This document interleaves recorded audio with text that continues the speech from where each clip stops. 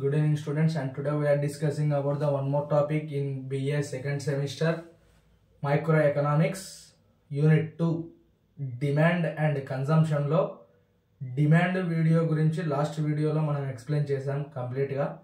And అదేవిధంగా ఈరోజు consumption గురించి చూద్దాం. Consumption refers to the act of using up or using up or utilizing goods and services to satisfy wants and needs. అర్థమవుతుందా? Consumption అనేటువంటిది మనము ఏ విధంగా గమనించాలంటే గనక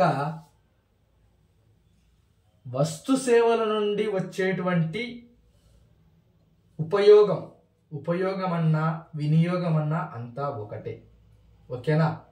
అంటే ఇక్కడ వాటి వస్తు సేవల నుండి లభించేటువంటి ఉపయోగాన్ని మనము కన్జంప్షన్ అని చెప్తున్నాం ఇక్కడ. ఓకేనా? ఫర్ ఎగ్జాంపుల్ ఈ యొక్క మార్కర్ ఉంది. ఈ యొక్క మార్కర్ యొక్క ఉపయోగం ఏమిటి? మనము వైట్ బోర్డు మీద రాసుకోవడానికి ఉపయోగపడుతుంది. అదే విధంగానే a piece of chalk piece అనేటువంటిది ఎందుకు ఉపయోగపడుతుంది? బ్లాక్ బోర్డ్ మీద రాసుకోవడానికి ఉపయోగపడుతుంది. ఓకేనా? That is called consumption of this marker or chalk piece. ఓకేనా? వస్తు సేవలను ఉపయోగిస్తున్నప్పుడు మనము పొందేటువంటి సంతృప్తినే వినియోగము అంటాం, కన్జంప్షన్ అంటాం. ఓకేనా? వస్తు సేవలను వినియోగించే కొద్దీ వచ్చేటువంటి సంతృప్తినే ఏమంటున్నాం? కన్జంప్షన్ అంటున్నాం. అంతే, అక్కడేం లేదు. ఓకేనా? కన్జంప్షన్ ఫంక్షన్ చూద్దాం. మళ్ళీ మనకి డిమాండ్ ఫంక్షన్ ఫార్ములా రూపంలో ఉంటాయి. తర్వాత కన్జంప్షన్ ప్రతిదీ కూడా మనకి ఇప్పటి నుంచి కొంచెం ఫార్ములాస్, డయాగ్రామ్స్, టేబుల్స్, ఫార్ములాస్ ఇదే ఉంటుంది మనకి ఇప్పుడు సెకండ్ యూనిట్ నుంచి కూడా. ఓకేనా? నో ప్రాబ్లం, దాని గురించి అయితే నో ప్రాబ్లం. ఓకేనా? Consumption function A mathematical relationship between consumption and disposable income. ఇప్పుడు మనకి కన్జంప్షన్ ఫంక్షన్ లో మనకి ఏముంది అంటే గనక relationship between consumption and disposable income. ఓకేనా? వినియోగానికి పన్నులు చెల్లించిన తర్వాత మిగిలిపోయే ఆదాయానికి మధ్య ఉండే సంబంధమే కన్జంప్షన్ ఫంక్షన్. ఓకేనా? వినియోగ సూత్రం ఏమిటంటే వినియోగానికి మరియు పన్నులు చెల్లించిన తర్వాత మిగిలిపోయే ఆదాయం, దానినే ఏమంటున్నాం మనము? వినియోగం సూత్రం అంటున్నాం. తరువాత డిస్పోజల్ ఇన్కమ్ కి మరొక పేరు ఏమిటంటే పునర్వినియోగించలేని ఆదాయం అని కూడా అంటారు.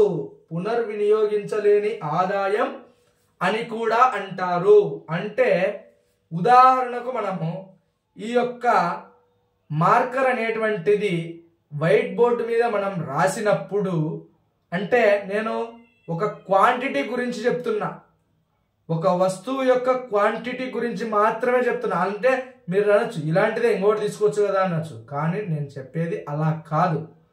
దీని గురించి మాత్రమే ఎక్స్ప్లెయిన్ చేస్తున్నాను నేను ఇక్కడ. అర్థమవుతుందా? దీని గురించి మాత్రమే ఎక్స్ప్లెయిన్ చేయడం జరుగుతుంది. ఓకేనా? అంటే ఇందులో ఇంక్ అనేటువంటి క్వాంటిటీ అయిపోయిన తర్వాత ఈ వస్తువుని పునర్వినియోగించలేం మనం. ఓకేనా?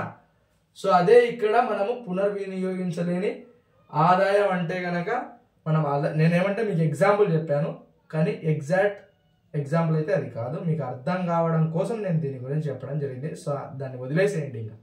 ఓకేనా? డిస్పోజబుల్ ఇన్కమ్ అంటే పునర్వినియోగించలేని ఆదాయం, అంతే ఇంకా. ఓకేనా? A mathematical relationship between consumption and disposable income. ఓకేనా? డిస్పోజబుల్ ఇన్కమ్ అంటే ఏమి? పన్నులు చెల్లించిన తర్వాత మిగిలిపోయే ఆదాయం. ఫర్ ఎగ్జాంపుల్ నాకు కొంత క్వాంటిటీ ఆఫ్ శాలరీ వస్తుంది అనుకోండి, అందులో నేను ట్యాక్స్ కడుతున్నాను కొంత. ఆ ట్యాక్స్ కట్టిన తర్వాత మిగిలిపోయేదే ఆదాయం. పన్నులు చెల్లించిన తర్వాత మిగిలిపోయే ఆదాయమే డిస్పోజబుల్ ఇన్కమ్. దానినే పునర్వినియోగించలేని ఆదాయం అని కూడా అంటున్నాం. ఓకేనా? క్వాంటిటీ సమ్ అమౌంట్ మనకు వచ్చింది, దానిలో మనం కొంచెం ట్యాక్సులు కట్టాం, మిగిలిపోయిన దాన్ని మనం ఉపయోగించుకుంటున్నాం అంతే. ఇంకా ఓకేనా? వదిలేసేయండి. తర్వాత టైప్స్ ఆఫ్ కన్సంప్షన్ ఉంది ఇక్కడ. వినియోగం యొక్క రకాలు. ఓకేనా? చూద్దాం. డైరెక్ట్ కన్సంప్షన్ ఒకటి, ఇండైరెక్ట్ కన్సంప్షన్ ఒకటి, అంతే. DC direct consumption, IDC indirect consumption, అంతేగా. డైరెక్ట్ కన్సంప్షన్ ప్రత్యక్ష వినియోగం, పరోక్ష వినియోగం ఇక్కడ, అంతే, ఇంకేం లేదు. డైరెక్ట్ కన్సంప్షన్ లో consumption of goods and services that provide direct satisfaction. ఇప్పుడు మనము బాగా గమనిద్దాం. ప్రత్యక్ష వినియోగం, ఓకేనా, ప్రత్యక్షంగా మనము పొందేటువంటి ఉపయోగాన్నే మనము డైరెక్ట్ కన్సంప్షన్ అంటాం. డైరెక్ట్ గా వినియోగించేటువంటి వస్తు సేవలు, డైరెక్ట్ గా మనం వినియోగించేటువంటి వస్తు సేవలు. ఉదాహరణకు ఫిజికల్ గా మనము వాటిని అనుభవించేటువంటివి వినియోగము. అంటే మనం వస్తువులను తాకడం, వస్తు సేవలని, అంటే ఇప్పుడు మనము అలానే కాదు, మామూలుగా జనరల్ గా ఏం చెప్తున్నామంటే గనక consumption of goods and services, మనం వినియోగించేటువంటి వస్తు సేవలలో ప్రత్యక్షంగా మనము సంతృప్తిని పొందగలగాలి. అర్థమవుతుందా? ఉదాహరణకు మనము ఒక ఫ్రూట్ తీసుకున్నాం, ఒక కూల్ డ్రింక్ తీసుకున్నాం. సో దానివల్ల మనం ప్రత్యక్షంగా వినియోగించడం వల్ల మన యొక్క పర్సనల్ సాటిస్ఫాక్షన్ అనేటువంటిది అక్కడ ఉంటుంది. అర్థమవుతుందా? సో ఆ విధంగా ఇక్కడ చెప్పడం జరుగుతుంది, అంతే. ఓకేనా? పర్సనల్ సాటిస్ఫాక్షన్ డైరెక్ట్ గా ఎప్పుడు అవుతామో మనం అప్పుడు సాటిస్ఫై అన్నమాట. ఓకేనా? దాన్నే డైరెక్ట్ కన్సంప్షన్ అంటున్నాం. ఇక్కడ ఇండైరెక్ట్ కన్సంప్షన్ చూద్దాం. కన్సంప్షన్ యాజ్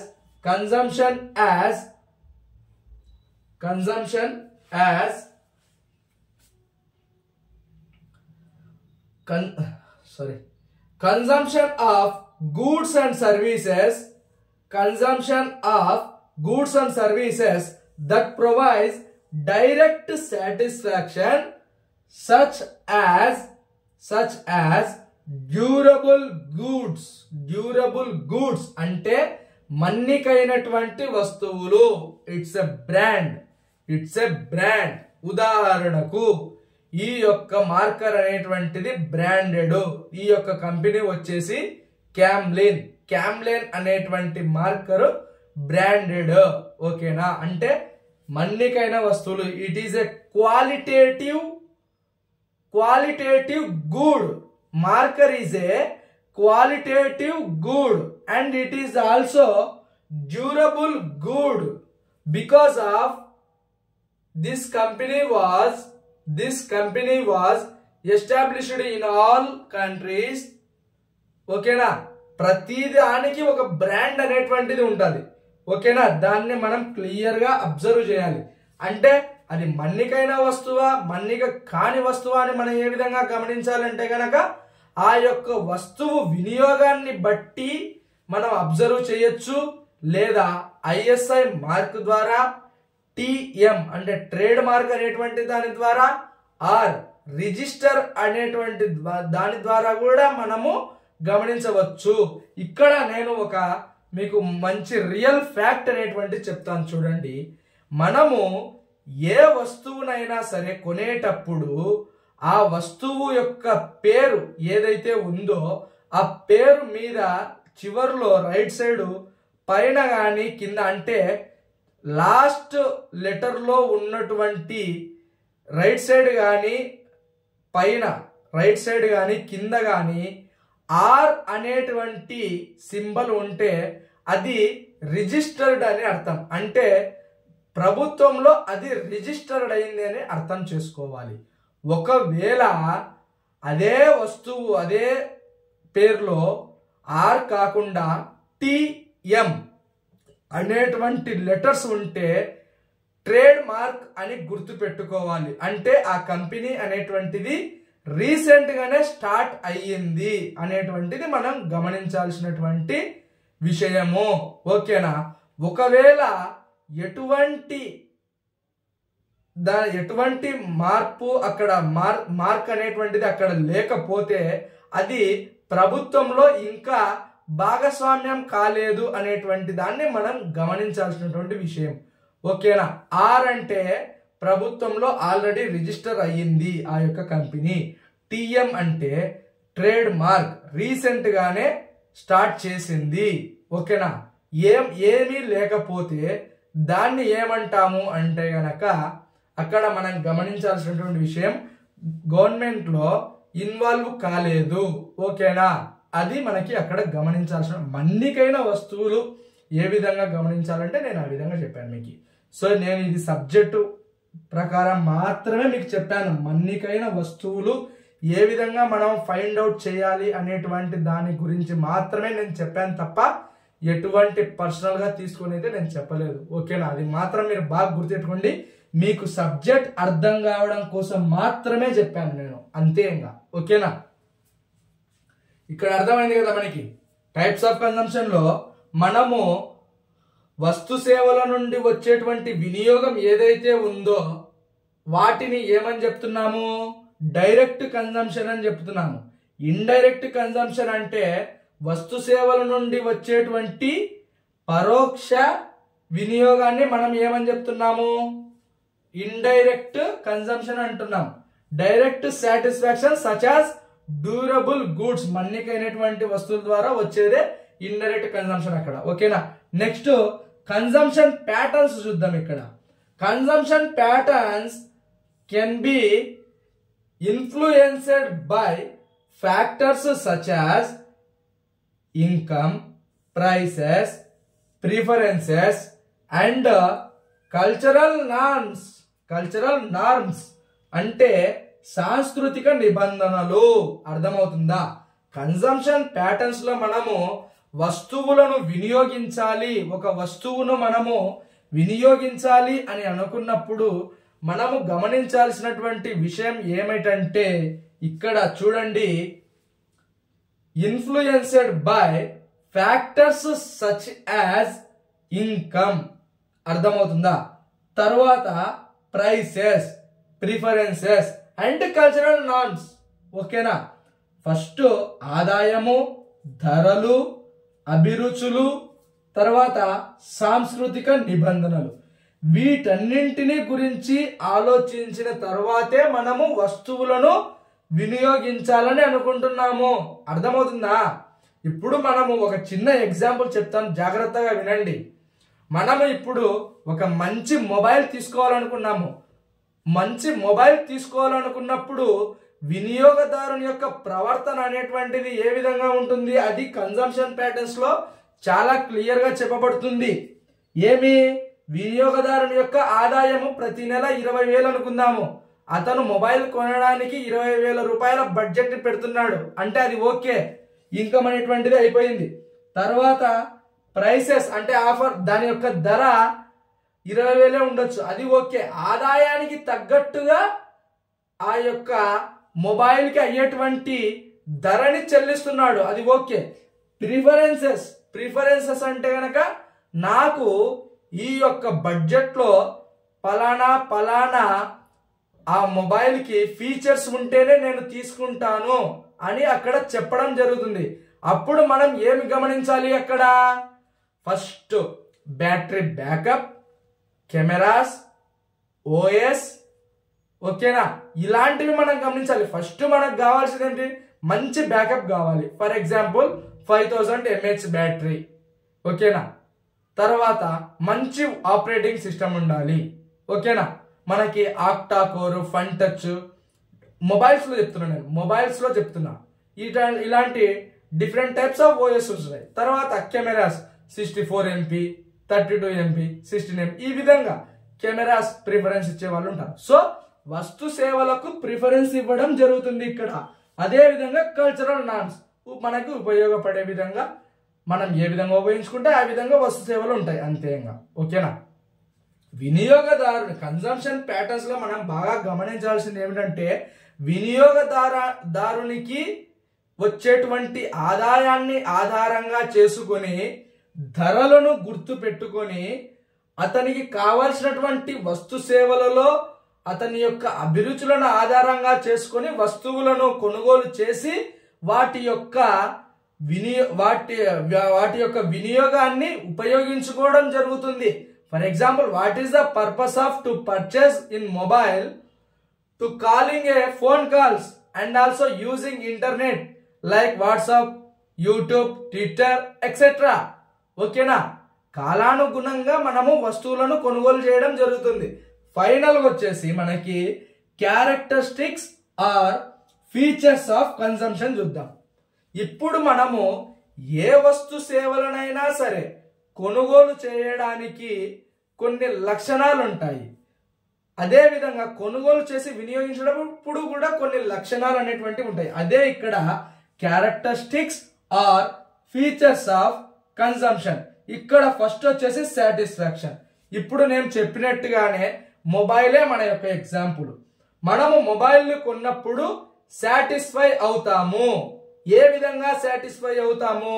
మంచి బ్యాకప్ వచ్చినప్పుడు, కెమెరా లెన్స్ అనేటువంటివి మంచి క్లారిటీ ఫోటోస్ తీసినప్పుడు ఆ యొక్క వస్తువు నుండి వచ్చేటువంటి వినియోగం వల్ల మనము సాటిస్ఫై అవుతాము.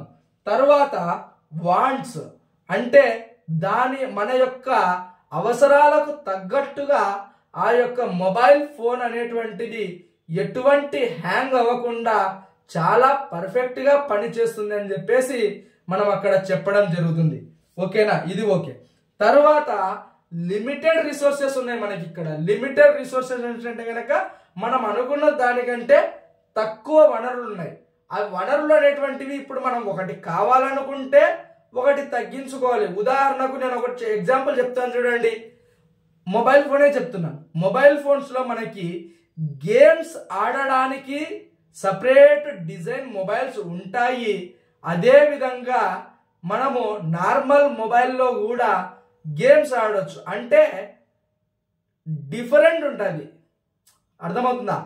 డిఫరెన్షియేషన్ అనేటువంటిది మనకు అక్కడ పర్ఫెక్ట్ గా కనిపిస్తుంది. That is called limited resources. That is called limited resources అని నేను ఇక్కడ చెప్పడం జరుగుతుంది మీకు. ఓకేనా? తర్వాత ఆపర్చునిటీ కాస్ట్. ఇప్పుడు అంటే మన యొక్క అవసరాలకు తగ్గట్టుగా మనము ధరను చెల్లించి వినియోగించగలుగుతున్నాం అంతే. ఓకేనా? బాగా గుర్తుపెట్టుకోండి. మన యొక్క అవసరాలకు తగ్గట్టుగా మనము వస్తు సేవలను వినియోగించడం జరుగుతుంది ఇక్కడ. అందుకే మనకు టాపికే కన్జంప్షన్. ఓకేనా? వస్తు సేవల నుండి వచ్చేటువంటి వినియోగం. ఓకేనా? అర్థమవుతుందా? సో తర్వాత ఆపర్చునిటీ కాస్ట్ అంటే గనక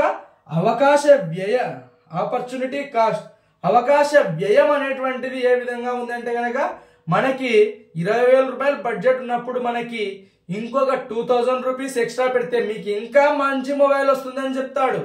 అంటే అక్కడ అర్థం ఏముంది? ఆపర్చునిటీ కాస్ట్, అవకాశ వ్యయం ఉంది. కానీ మన దగ్గర 20,000 ఉంది. అప్పుడు ఏం చేస్తాం చెప్పండి? ఖచ్చితంగా వేరే దానికే ప్రిఫరెన్స్ ఇస్తాం. ఎందుకంటే అవకాశం ఉంది కాబట్టి. ఓకేనా? ప్రతిసారి కూడా వినియోగదారుడు అనేటువంటి దారుడు అవకాశం కోసం ఎదురు చూస్తాడు. అంటే ఉన్నటువంటి బడ్జెట్ కంటే ఒకవేళ తనకు అవసరమైతే కొంచెం ఎక్కువ ధర పెట్టైనా సరే ఆ వస్తు సేవలను వినియోగించుకోవడం జరుగుతుంది.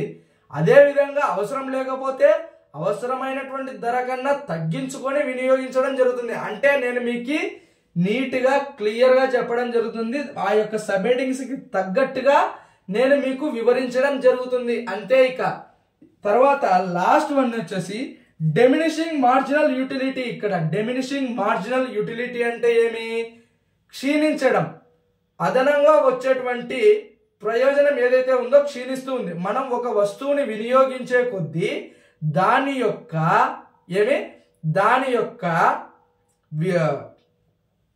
యొక్క ప్రయోజనం అనేటువంటిది ఆటోమేటిక్ గా తగ్గుతూ వస్తుంది. ఉదాహరణకు మొబైల్లోనే ఉంది ఈ యొక్క ఆప్షన్ కూడా. నేను మీకు క్లియర్ గా చెప్పేది ఏమిటంటే కనుక నేను ఎప్పుడు కూడా డైరెక్ట్ ఎగ్జాంపుల్సే చెప్పడానికి ప్రయత్నిస్తాను. సబ్జెక్టు పరంగా అయితే నేను ఎగ్జాంపుల్ చెప్పను. ఎందుకంటే ఎప్పుడు పాతవే చెప్పేదానికంటే కొత్తవి చెప్తే మీకు ఇంకా ఈజీగా గుర్తుంటుంది. నేను మీకు కేవలం సబ్జెక్ట్ గురించి మాత్రమే చెప్తున్నాను, దయచేసి అర్థం చేసుకోండి, ఓకేనా. డిమినిషింగ్ మార్జినల్ యూటిలిటీ అంటే వచ్చేటువంటి ఉపాంత ప్రయోజనం ఏదైతే ఉందో అది క్షీణిస్తూ వస్తుంది. ఉదాహరణకి మనము ఆ యొక్క మొబైల్ ఏదైతే తీసుకున్నామో బ్రాండెడ్ తీసుకున్నాం, మంచి బ్యాకప్ ఉండే తీసుకున్నాం, కానీ అలాంటి వాటిల్లో ఎక్కువగా గేమ్స్, హై క్వాలిటీ గేమ్స్ ఆడడం వల్ల బ్యాటరీ యొక్క కన్జంప్షన్ అనేటువంటిది వేగంగా తగ్గుతూ వస్తుంది. అంటే ఉదాహరణకు మనము ఒక రోజు 100% ఛార్జింగ్ పెట్టుకొని వెళ్ళినప్పుడు మనము 9 o'clock వెళ్ళి 4 o'clock వచ్చినప్పుడు 70% ఛార్జింగ్ ఉన్నది. ఆ టైంలో మనము ఎక్కువగా గేమ్స్ ఆడడం వల్ల 50% తగ్గింది. అంటే మనకి ప్రతిరోజు ఉండేదానికంటే అదనంగా 20% ఛార్జింగ్ ఎక్కువగా ఖర్చు అయింది. అదే మనం మార్జినల్ యూటిలిటీ అంటాం. ఎందుకంటే మనకి వచ్చినటువంటి వినియోగం ఏదైతే ఉందో అది అదనంగా వచ్చినట్లే, దానిని మనం క్లియర్గా గమనించాలి అంతేగా, ఓకేనా. సో ఈ యొక్క వీడియో మీకు నచ్చినట్లయితే కనుక మీ యొక్క ఫ్రెండ్స్కి అయితే కనుక ఖచ్చితంగా షేర్ చేయండి ఫ్రెండ్స్. నేనైతే కనుక మీకు సబ్జెక్ట్ పరంగా ఎప్పుడు కూడా హెల్ప్ చేస్తాను. Because of my profession is teaching, ఓకేనా. నేను సాధించలేనిది మా యొక్క విద్యార్థుల ద్వారా సాధించాలనేటువంటి తపన అనేటువంటిది ప్రతి ఒక్క టీచర్కు ఉంటుంది, ఓకేనా. In my vision teaching is not a job, teaching is a responsibility, one type of responsibility in our human life, ఓకేనా. మనం అనుకోవచ్చు టీచింగ్ అనేటువంటిది కూడా ఒక జాబే అని, కానీ నా దృష్టిలో మాత్రం టీచింగ్ అనేటువంటిది జాబ్ అయితే కాదు, ఒక responsibility. Teaching is not a job, teaching is a responsibility, ఓకేనా. ఈ యొక్క వీడియోలో మీకు ఏమైనా డౌట్స్ ఉంటే మళ్ళీ నాకు కామెంట్ సెక్షన్లో పెడితే కనుక నేను మళ్ళీ మీకు ఎక్స్ప్లెనేషన్ చేయడానికి నాకు అవకాశం వస్తుంది. ఒకరోజు అందరం కూడా లైవ్లో కలుద్దాం. మీకు ఏమైనా డౌట్స్ ఉంటే అప్పుడు నా కామెంట్ సెక్షన్లో తెలియజేయండి, నేను మీకు ఖచ్చితంగా హెల్ప్ చేస్తాను, ఓకేనా స్టూడెంట్స్. Thank you all.